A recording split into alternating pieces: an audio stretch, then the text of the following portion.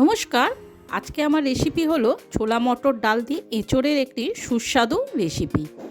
এঁচোড় এমনই একটি সবজি যেটা যে কোনো তরকারিতে দিলেই তার টেস্ট আরও দ্বিগুণ বেড়ে যায়। তাহলে চলুন আজকের এই সুস্বাদু রেসিপিটি আপনাদের সঙ্গে শেয়ার করে নিই। এখানে প্রথমেই আমাদের যেটা লাগছে, আমি এখানে 4-5টা বড় সাইজের আলু এরকম বড় বড় ডুমো ডুমো টুকরো করে কেটে নিয়েছি। আর এখানে 500 গ্রাম এঁচোড় এরকমভাবে বড় বড় করে টুকরো করে আমি কেটে নিয়েছি। আর নিয়েছি এর সাথে হাফ কাপ মটর ডাল আর 1 কাপ ছোলার ডাল। এবারে প্রথমেই আমাদের যেটা করতে হবে সেটা হলো এই আলু আর এঁচোড়টাকে আমাদের একসঙ্গে নুন হলুদ দিয়ে আমি সেদ্ধ করে নেব। আমাদের নুন হলুদ দিয়ে আলু আর এঁচোড়টাকে আমি একসঙ্গে সেদ্ধ করে নিয়েছি। আর অন্যদিকে ছোলা মটর ডালটাকেও আমি সিদ্ধ করে নেব। ছোলা মটর ডালও আমার সিদ্ধ করা হয়ে গেছে দেখুন। এইবার গ্যাসের মধ্যে একটা কড়াই বসিয়ে তার মধ্যে আমি পরিমাণ মতো কিছুটা সর্ষের তেল দিয়ে দেব। দিয়ে এখানে কিছুটা গোটা জিরে, গোটা গরম মশলা, তেজপাতা আর শুকনো লঙ্কা আমি প্রথমেই ফোড়ন দিয়ে দেব। ফোড়নটা যখনই একটু ভাজা হয়ে যাবে এখানে আমি 2টো বড় সাইজের টমেটো ছোট ছোট টুকরো করে এর মধ্যে দিয়ে দেব। দিয়ে এবার সমানে নাড়তে নাড়তে টমেটোটা যখনই দেখবেন এরকম নরম হয়ে গলে গেছে তখনই এক এক করে এর মধ্যে আমি 1.5 চামচ আদা দেব, 1 চামচ জিরে গুঁড়ো, 1 চামচ ধনে গুঁড়ো, 1 চামচ হলুদ গুঁড়ো, 1 চামচ লঙ্কা গুঁড়ো, 1 চামচ কাশ্মীরি গুঁড়ো লঙ্কা, হাফ চামচ গরম মশলা গুঁড়ো আর দেব সামান্য এখানে জল, যাতে গুঁড়ো মশলাগুলো পুড়ে না যায়। এবারে খুব ভালো করে মশলাগুলো আমাদের কষিয়ে নিতে হবে যতক্ষণ না মশলা থেকে তেল ছেড়ে দেয়। এবারে সমানে নাড়াচাড়া করে আমাদের মশলাটাকে খুব ভালো করে কষাতে হবে। এই সময় এর মধ্যে আমি স্বাদ মতো লবণ আর 1 চামচ আমি এখানে চিনি দিয়ে দেব।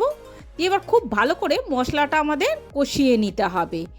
তাহলে বন্ধুরা, আপনাদের যদি আমার এই রেসিপিটি ভালো লেগে থাকে তাহলে অবশ্যই আমার চ্যানেলটি সাবস্ক্রাইব করে একটা লাইক, কমেন্ট আর শেয়ার করে দিয়ে আমার পাশে থাকার অনুরোধ রইল। মশলাটা সমানে কষাতে কষাতে যখনই দেখবেন মশলা থেকে এরকম তেল ছেড়ে দিয়েছে তখনই এখানে আমি সেই সিদ্ধ করে রাখা আগে থেকে এঁচোড় আর আলুটা একসঙ্গে এর মধ্যে দিয়ে দেব। দিয়ে এবার খুব ভালো করে এঁচোড় আর আলুটা আমাদের এই মশলার সঙ্গে ভালো করে মিশিয়ে নিয়ে 1 মিনিট আরও খুব ভালো করে কষাতে হবে, যাতে মশলাগুলো এঁচোড় আর আলুর মধ্যে খুব ভালোভাবে মিশে গিয়ে ঢুকে যেতে পারে।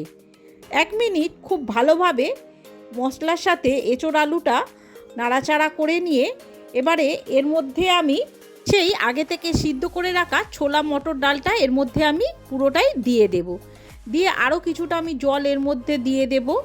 দিয়ে এবার ডালগুলোকে খুব ভালো করে আমাদের সবকটাকে একসঙ্গে মিশিয়ে নিতে হবে। আর আমি ডালগুলো সেদ্ধ করেছি দেখুন, একেবারে ডালগুলো গলে যায় না। এখানে ডালগুলো কিছুটা গোটা গোটা থাকবে, একদম গলেও যাবে না আর একদম শক্তও থাকবে না, ডালগুলো কিছুটা এরকম গোটাই থাকবে।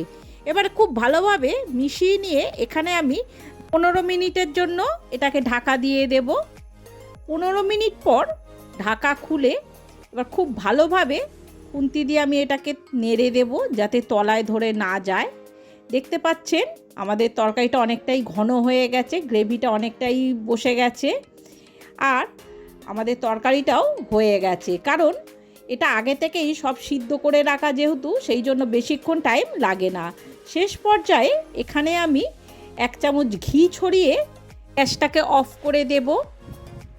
যেহেতু এর মধ্যে ছোলা মটর ডাল মেশানো আছে সেই জন্য এটা ঠান্ডা হলে আরও অনেকটাই ঘন হয়ে যাবে, তাই আমি কিছুটা এখানে গ্রেভি পাতলা থাকতেই আমি গ্যাসটাকে অফ করে দিয়েছি।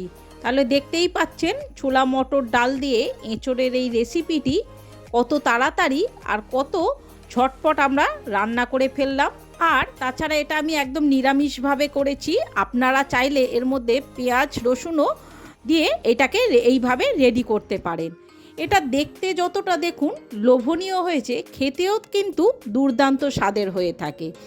এটা গরম গরম ভাতের পাতে যেমন জমে যাবে তেমন কিন্তু লুচি, পরোটা রুটি সব কিছুর সঙ্গেই এটা অনায়াসে আপনারা খেতে পারবেন।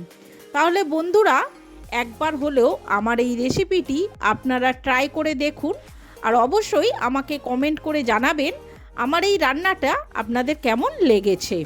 আপনারা অনেকেই অনেক রকমভাবেই এঁচোড়ের রেসিপি খেয়েছেন, কিন্তু একবার হলেও আমার এই রেসিপিটি একবার আপনারা ট্রাই করুন, তাহলে বুঝতে পারবেন এর স্বাদটা কতটা দুর্দান্ত হয়ে থাকে। আর নিরামিষ দিনে তো আপনারা অনায়াসে এইটা করে খেতে পারবেন, কারণ এটা সম্পূর্ণভাবে আমি নিরামিষভাবেই বানিয়েছি। কিংবা রাতে লুচি পরোটার সঙ্গেও কিন্তু এঁচোড়ের এই রেসিপিটি ফাটাফাটি লাগবে। তাহলে বন্ধুরা, আর দেরি না করে ঝটপট এইভাবে বানিয়ে ফেলুন।